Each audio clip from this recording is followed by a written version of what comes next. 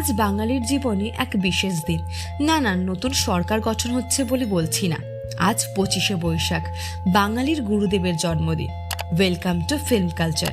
আজ রবীন্দ্রনাথ ঠাকুরের জন্মবার্ষিকী উপলক্ষে রেকমেন্ড করব ঋতুপর্ণ ঘোষ পরিচালিত এক অনবদ্য ডকুমেন্টারি, জীবন স্মৃতি।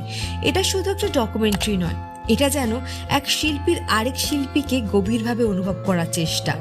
ছোটবেলা থেকে আমরা রবীন্দ্রনাথকে প্রায় দেবতার আসনেই বসিয়ে বড় হয়েছি, কিন্তু ঋতুপর্ণ এখানে সেই দূরত্বটা ভেঙে মানুষ রবীন্দ্রনাথকে সামনে এনেছেন। এখানে রবীন্দ্রনাথ কোনো আনরিচেবল আইকন নন, তিনি একা, সংবেদনশীল, দ্বিধাগ্রস্ত এবং গভীরভাবে ইমোশনাল একজন মানুষ।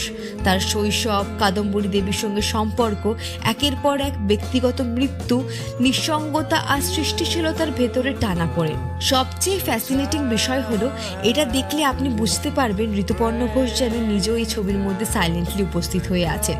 তিনি শুধু রবীন্দ্রনাথকে ডকুমেন্ট করছেন না, যেন তার সঙ্গে এক অন্তরঙ্গ কনভারসেশন চালিয়ে যাচ্ছেন। সময়ের ওপরে দাঁড়িয়ে এক শিল্পী আরেক শিল্পীকে খুঁজছে। ভিজুয়ালিও জীবন স্মৃতি অসাধারণ সুন্দর।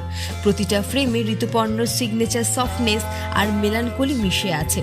রবীন্দ্রনাথের জীবনে বিভিন্ন সময়কে আলাদা অভিনেতার মাধ্যমে দেখানোর সিদ্ধান্তটাও ব্রিলিয়ান্ট, যেন প্রত্যেক প্রজন্ম নিজের মতো করে এক একজন রবীন্দ্রনাথকে আবিষ্কার করে। তথ্যভিত্তিক ডকুমেন্টারির বদলে জীবন স্মৃতি অনেক বেশি পার্সোনাল, পোয়েটিক আর হন্টিংলি ইন্টিমেট। এটা আপনাকে রবীন্দ্রনাথকে শুধু দেখায় না, বরং অনুভব করায়। Currently available on Epic On and YouTube.